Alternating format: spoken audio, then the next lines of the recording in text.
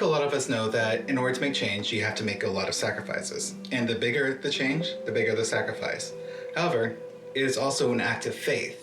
And pretty much like gambling, you're giving up a lot of things that you used to do, used to be, and used to think for the possibility and chance that your life or whatever goal you have will happen. In essence, no one can guarantee you that success will happen. But the question always becomes, is it worth it?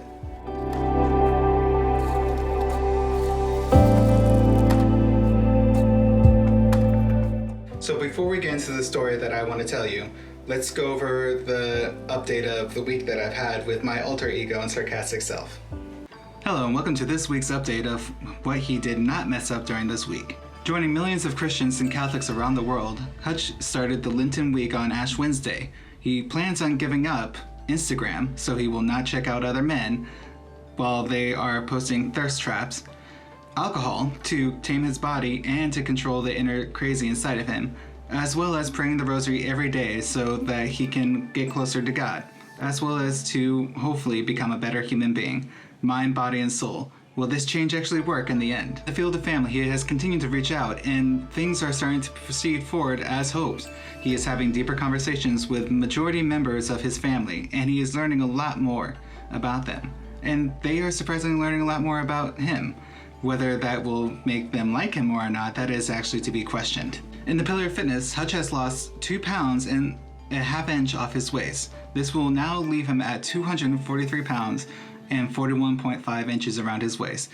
Congratulations on being able not to go in reverse direction. In the financial realm, Hutch has created a year-long plan specifically for goals on how to spend his money, as well as what he plans on doing with the next stimulus check and tax plans in order to improve not only his fashion but also his YouTube equipment so people will not cringe as much. Field of education. Hutch has continued to learn about cars as well as technology and making plans for the future purchase of a Tesla.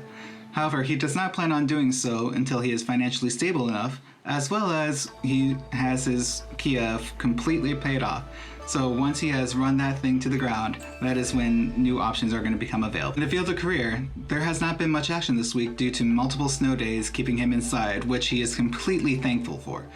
Other than that, he has been planning future hopes and dreams for this channel and hopefully being able to reach a lot more people. In the field of romance, Hutch has currently 2 major crushes and is contemplating on what to do with them. He has decided to invoke Saint Raphael, the Holy Mother, and pretty much all divine help in figuring out what to do, combining faith and romance to be able to guide him forward, but plans on taking no actions until after Easter and the Lenten season is over. Well, no one can promise you that everything will happen as you hope that it will.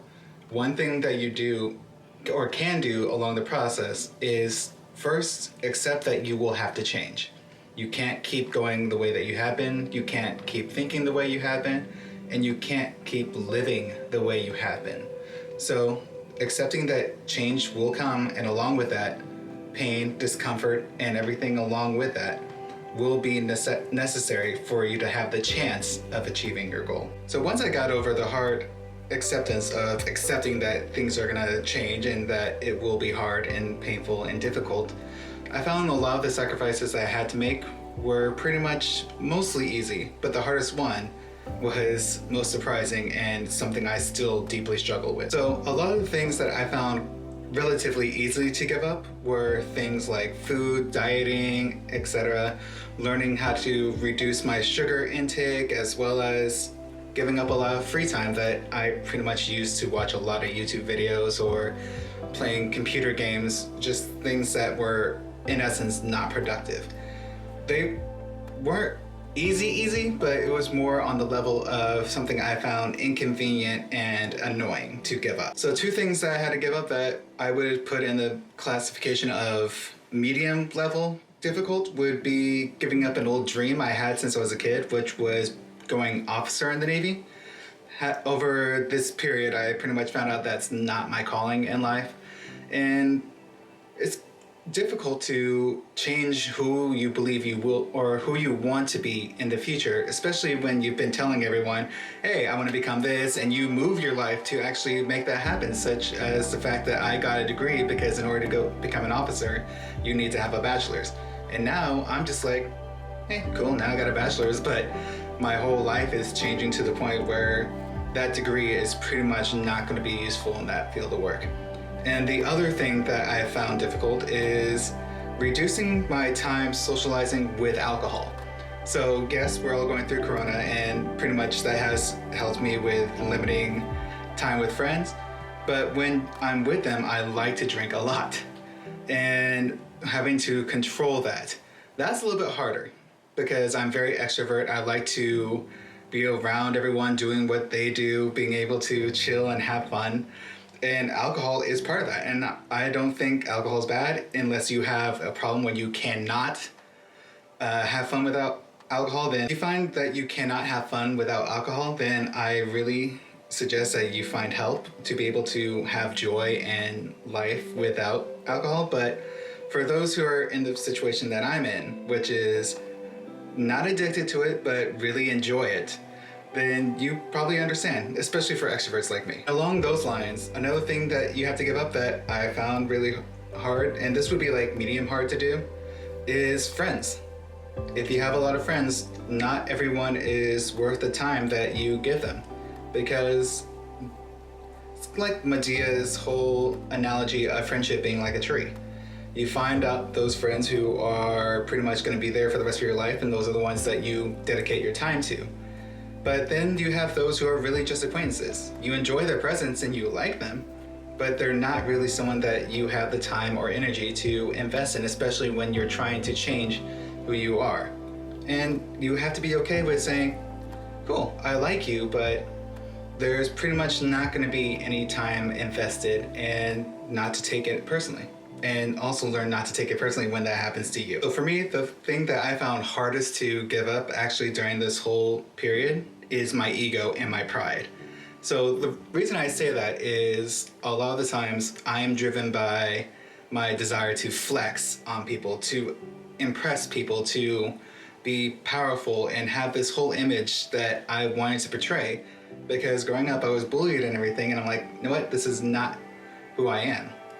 However, I'm finding that in essence, I need to let go of my ego and pride because I'm going to fail many times during this whole process. And I have to be okay with that. And I have to learn that, look, yes, you were hurt in the past, but let go of your pride and ego, because if you're doing this for the wrong reasons, you will not succeed. You have to have that inner drive, that desire to do better for yourself, for your own purposes, not to make someone else happy or to impress someone else, but just for the sake that this is what God is calling you to do, that this is your vocation in life, and this is your passion and why you were created, so you can contribute to others, to be able to be a conduit of grace and mercy and love, so everyone else can have a better life because of your existence, not trying to gain their approval or affirmation. As I said before, no one can promise me I'm actually going to succeed, and I can't promise you right now that I'm actually going to make it all the way to the end. All of this is an act of faith for me, and pretty much I am motivated by faith that I will succeed, that God is walking with me and guiding me, but also a lot of it is just driven by hope. It's not going to be feelings of motivation, because yesterday I was not motivated. Today I kind of wanted to just be lazy again. I have failed already this weekend when it comes to my diet and a couple of Lenten promises I have wanted to do, and then now I'm pretty much having to start again, refocus. Like, I haven't completely messed up my goals, don't think I did that, but I have tripped up and messed up. But I only hold on to the whole point of things will change. It's hope and faith that drive me to be able to continue doing this, to keep putting myself out there, to keep giving up certain things, and to keep changing who I am so I can be more of my real self. So yeah, change will hurt, and change will require a lot of sacrifice. However, with faith and hope, you will be able to move forward within your desired goals or achievements that you're trying to move forward. No one can promise. I can't promise that things will actually happen the way that you want. However, I can promise that things will actually change because you're not living the way that you used to. And I will pray that those changes that do happen are beneficial and blessings in your life. So next week I'll be posting a video of pretty much February in review of everything that I have achieved, working closer to my year goals, and that will also include pictures of my body change and weight loss. Not sure if that's actually encouraging or pretty much pushing people away to watch that video, but that's where it will be. So as always, please pray for me along this journey that I'm going on and among this change. If you are enjoying everything, please like, comment, and subscribe to my channel. And I wish blessings upon you and your journey and for your whole week. And pretty much hope you have a great day.